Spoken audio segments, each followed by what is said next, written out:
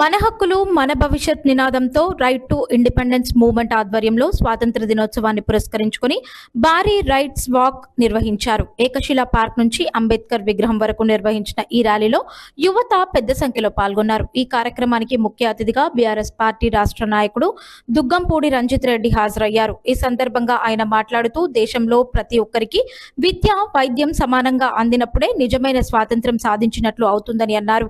విద్య, వైద్యం, సమానత్వం ప్రతి పౌరుడి హక్కులని పేర్కొన్నారు. యువత చెడు మార్గాల వైపు వెళ్లకుండా ఉన్నత లక్ష్యాలను ఏర్పరచుకొని కష్టపడి చదివి తల్లిదండ్రులు గర్వపడే స్థాయికి ఎదగాలని రంజిత్ రెడ్డి సూచించారు. దేశ భవిష్యత్ యువత చేతుల్లోనే ఉందని, బాధ్యతాయుతమైన పౌరులుగా ఎదగాలని పిలుపునిచ్చారు. ర్యాలీలో పాల్గొన్న యువత విద్య, వైద్యం, సమానత్వం ప్రతి పౌరుడి హక్కు అంటూ నినాదాలు చేశారు.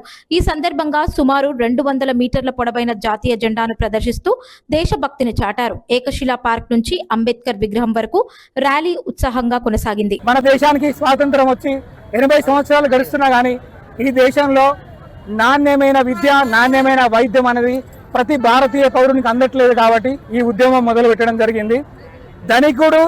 ధనికుని కొడుకు ఏ పాఠశాలలో కూర్చొని విద్య తీసుకుంటాడో అక్కడే పేదవానికి కూడా విద్య అందాలి. ధనికుడు ఏ హాస్పిటల్ అయితే వైద్యం తీసుకుంటాడో పేదవాళ్ళ కొడుకులకు కూడా అదే హాస్పిటల్లో వైద్యం అందించాలి. ఇది మనకి రాజ్యాంగం ఇచ్చిన హక్కు. 80 సంవత్సరాలైనా ఈ రాజ్యాంగం ఇచ్చిన హక్కు ఇంతవరకు ఈ ఎన్నో రాజకీయ పార్టీలు, ఎంతో మంది రాజకీయ నాయకులు వచ్చినా కానీ ఈ దేశంలో మార్పు రాలేదు. అందుకే ఈ పోరాటం మొదలు పెట్టినాం. కలెక్టర్ కొడుకు ఎక్కడ చదువుకుంటాడో కలెక్టర్ ఆఫీసులో పనిచేసే అటెండర్ కొడుకు కూడా అదే పాఠశాలలో చదువుకోవాలి. ఒక పోలీస్ కమిషనర్ కొడుకు ఎక్కడ చదువుకుంటాడో వాళ్ళ కింద పనిచేసే హోంగార్డ్ కొడుకు కూడా అక్కడే చదువుకోవాలి. ముఖ్యమంత్రి కొడుకు మనవాడు ఎక్కడ చదువుకుంటాడో ముఖ్యమంత్రి ఒక రైతు కొడుకు అదే పాఠశాల చదువుకోవాలి. అదే మనకి నిజమైన స్వాతంత్రం. కాబట్టి ఈ ఉద్యమాన్ని గత కొంతకాలం నుంచి ప్రతి దగ్గర విద్యార్థులను అణచివేస్తూనే ఉన్నారు. ప్రతి 80 సంవత్సరాల నుంచి విద్యార్థులు అణచివేస్తున్నారు. ప్రతి ఒక్కరి నోరు నొక్కుతూనే ఉన్నారు. ఎన్ని రోజులు కొన్ని కాలనీలో పోతే ఎక్కడ కూడా సరైన వైద్యం అందట్లేదు, సరైన విద్య లేదు.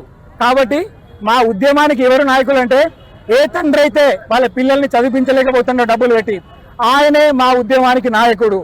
ఏ తండ్రి అయితే వాళ్ళ తండ్రికో వాళ్ళ పిల్లలకో వైద్యం అందించలేకపోతుండో వాళ్ళే మా ఉద్యమానికి నాయకులు. కాబట్టి ఈ పోరాటం దేశంలో ప్రతి పౌరునికి, ప్రతి ఇంటికి అవసరమైన పోరాటం. కాబట్టి ఈ ఉద్యమాన్ని మొదలుపెట్టినాం. ఖచ్చితంగా ఇది ప్రతి ఒక్కరి ఉద్యమం. ఇది నా ఒక్కరి ఉద్యమం కాదు, ఇక్కడ వచ్చిన ప్రతి ఒక్క నాయకుల ఉద్యమం. కాబట్టి ఇది ప్రతి ఒక్కరు ఇంటి ఉద్యమంలా తీసుకొని మీరే ఒక నాయకుల్లాగా ప్రయత్నం చేయండి. ఎందుకంటే విద్య, వైద్యం అనేది ప్రతి కుటుంబంలో మోస్తున్న భారం ఇది ఈ దేశంలో. అందుకే ఈ దేశ యువత ఎదగలేకపోతుండ్రు. ఈ దేశంలో యువత నిరుద్యోగంగా మారాలంటే మారుతుండ్రు అంటే ఈరోజు నాణ్యమైన విద్య అందుకనే నిరుద్యోగంగా మారుతుండ్రు.